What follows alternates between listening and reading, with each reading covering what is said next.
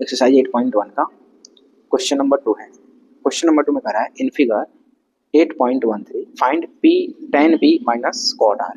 तो ये वाला फिगर है 8.13। इस फिगर में आते हैं, तो इस फिगर में आते हैं, पहले इस फिगर को हम क्या कर लेते हैं या ड्रॉ कर लेते हैं। इस फिगर में कह रहा है ये 90 डिग्री का एंगल है एक, ठीक है, यहाँ पे p है, ये q है और यहाँ पे r है और ये है 90 डिग्री। तो 90 डिग्री है तो इसके सामने वाला हाइपोटेनियस हो जाएगा और इसकी वैल्यू 13 सेंटीमीटर दे रखा है, ये 12 सेंटीमीटर दे रखा है और नीचे क्यू आर की वैल्यू नहीं गिवन है। और पूछ रहा है हमसे क्या कि tan p minus cot r,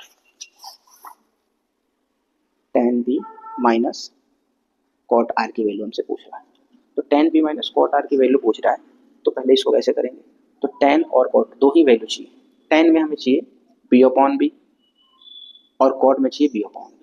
तो यहाँ पे b तो चाहिए, b तो यहाँ पे गिवन नहीं है, तो पहले इसको फाइंड करेंगे। तो इसको कैसे फाइंड करेंगे, हमें पता है कि h का स्क्वायर जो होता है वो p का स्क्वायर और प्लस b के स्क्वायर के इक्वल होता है। h यानी हाइपोटेनियस, इसमें हाइपोटेनियस से pr है, तो अगर हम pr का स्क्वायर कर दें तो ये p यानी परपेंडिकुलर ये हो जाएगा pq का स्क्वायर और प्लस qr बेस इसके स्क्वायर के इक्वल होगा। तो pr स्क्वायर अगर हम देखेंगे pr तो हमारे पास ऑलरेडी 13 है, तो 13 का स्क्वायर कर लेते हैं। pq हमारे पास 12 है तो 12 का स्क्वायर कर लेते हैं प्लस qr, तो qr हमारे पास नहीं गिवन है, ये हमें फाइंड करना है तो इसका स्क्वायर कर लेते हैं।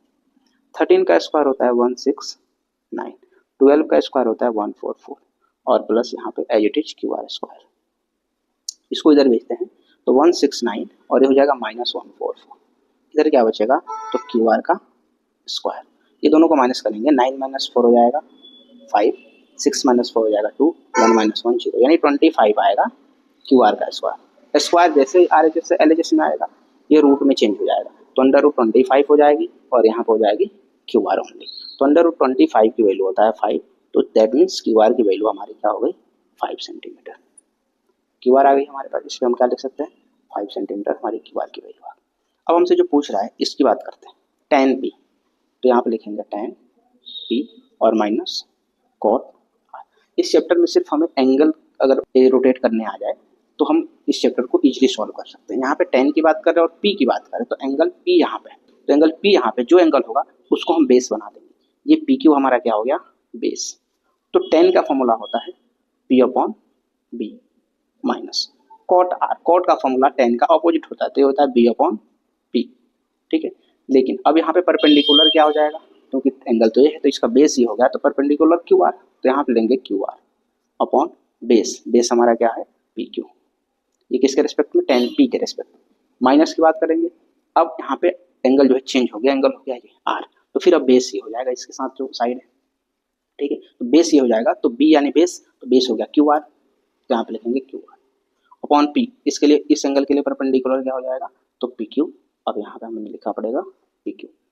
अब देखिए वैल्यू पुट करना है, qr की वैल्यू हमारे पास 5 दे रखा है, pq की वैल्यू हमारे पास 12 दे रखा है, qr की वैल्यू हमारे पास 5 दे रखा है और pq की वैल्यू हमारे पास 12 दे रखा है। अब बताओ दोनों को अगर हम माइनस कर दे तो क्या आ जाएगा 0। यहाँ पे qr pq, यहाँ पे बिना वैल्यू रखे भी हम कैंसिल करके 0 निकाल सकते हैं, तो ये हमारा क्या हो गया आंसर।